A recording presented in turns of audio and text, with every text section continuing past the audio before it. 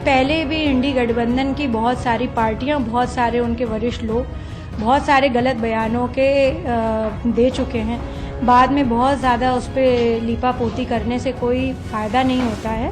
Living in the digital age, ये ice age है, information, communication और एंटरटेनमेंट की एज है। ये हम कैसे सोच भी सकते हैं कि तोड़ मरोड़ करके किसी ने किसी का बयान दिया। वरिष्ठ है, वो खुद माफ़ी मांग लेनी चाहिए उनको। Is a seasoned politician. इस तरीके की पहले मुझे नहीं पता उनके कौन से सलाहकार थे जो उनको इस तरीके का बयान देने पे उनकी क्या मजबूरी रही होगी। देखिए, मैं समझती हूँ भारत एक बड़ा संस्कारवान देश रहा है।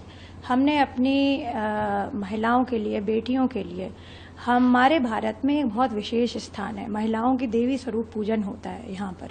और इस प्रकार की जो मैं समझती हूँ डेरोगेटरी रिमार्क्स हैं जो प्रोफेसर साहब ने कहे हैं, मुझे नहीं लगता है कि किसी भी तरीके से ऐसे देश की बेटी के लिए उनको इस प्रकार का कास्ट की उनकी विवेचना करने की कोई आवश्यकता नहीं थी, बिल्कुल नहीं थी।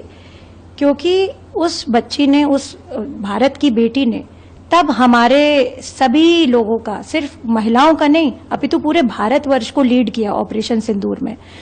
मैं समझती हूँ ऐसी हमारी जो बेटियां होती हैं, हमारी छाती बड़ी गर्व से भर जाती है कि हम ऐसे बच्चों के जो है बारे में ऐसे डेरोगेटरी रिमार्क्स अगर देंगे तो भारत के अन्य महिलाएं क्या सोचेंगे, अन्य जो है बेटियां क्या सोचेंगी। वो संबल के रूप में है, एक प्रतीकात्मक चिन्ह है शौर्य का। तो मैं समझती हूँ कि ये बहुत गलत बात है। उनकी पार्टी को, इंडी गठबंधन को, उनको स्वयं को इस पर किसी प्रकार की सफाई न देते हुए सीधा सीधा माफी मांगनी चाहिए। I think there should be no need कि उनको किसी भी तरीके का कास्ट बेस्ड पॉलिटिक्स या उनको इस तरीके की कास्टिस्ट रिमार्क्स देना चाहिए था। पहले भी इंडी गठबंधन की बहुत सारी पार्टियां, बहुत सारे उनके वरिष्ठ लोग बहुत सारे गलत बयानों के दे चुके हैं। बाद में बहुत ज़्यादा उस पर लीपापोती करने से कोई फ़ायदा नहीं होता है। और मैं समझती हूँ कि भारत में जिस प्रकार के संस्कार हैं, देश देखिए बहुत समझदार हैं। हम 21वीं शताब्दी के भारत के निवासी हैं। हमारे पास आजकल सब कुछ सोशल मीडिया पे झटपट तरीके से आता है। आज जो हम सोचते थे पहले कि तार भेजा है, लेटर भेजा है, वो आप जो है 1 सेकंड में भी नहीं, मुझे लगता है माइक्रो सेकंड्स में व्हाट्सएप पहुंचता है। We are living in the digital world, we are living in the digital age. ये आइस एज है, इंफॉर्मेशन, कम्युनिकेशन और एंटरटेनमेंट की एज है। ये हम कैसे सोच भी सकते हैं कि तोड़ मरोड़ करके किसी ने किसी का बयान दिया। साफ साफ उसमें दिख रहा है उन्होंने क्या बोला है। और ऐसे रिमार्क्स के लिए उनको किसी प्रकार की सफाई देने की आवश्यकता नहीं। वरिष्ठ है, वो खुद माफी मांग लेनी चाहिए उनको। Is a seasoned politician. इस तरीके की पहले मुझे नहीं पता उनके कौन से सलाहकार थे जो उनको इस तरीके का बयान देने पे उनकी क्या मजबूरी रही होगी। और अगर रही है तो भाई उसको अमेंड करने के लिए कोई छोटा नहीं होता, गलती मानने के लिए कभी। अपनी गलती मानने से वो व्यक्ति का बड़प्पन नहीं दिखता है। उनको माफी मांगनी चाहिए।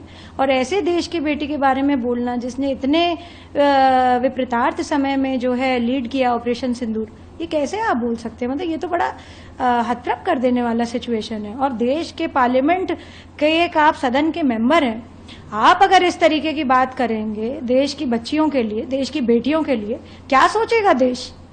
तो मैं समझती हूँ उनको माफी मांगनी चाहिए सबको। देखिए, मैं समझती हूँ भारत एक बड़ा संस्कारवान देश रहा है। हमने अपनी महिलाओं के लिए, बेटियों के लिए, हमारे भारत में एक बहुत विशेष स्थान है। महिलाओं की देवी स्वरूप पूजन होता है यहाँ पर। और इस प्रकार की जो मैं समझती हूँ डेरोगेटरी रिमार्क्स हैं जो प्रोफेसर साहब ने कहे हैं, मुझे नहीं लगता है कि किसी भी तरीके से ऐसे देश की बेटी के लिए उनको इस प्रकार का कास्ट की उनकी विवेचना करने की कोई आवश्यकता नहीं थी, बिल्कुल नहीं थी। क्योंकि उस बच्ची ने, उस भारत की बेटी ने तब हमारे सभी लोगों का, सिर्फ महिलाओं का नहीं अपितु पूरे भारतवर्ष को लीड किया ऑपरेशन सिंदूर में। अगर आप ये वीडियो YouTube पर देख रहे हैं तो हमारे चैनल को सब्सक्राइब कर बेल आइकन दबाएं और Facebook पर देख रहे हैं तो हमारे पेज को लाइक करें।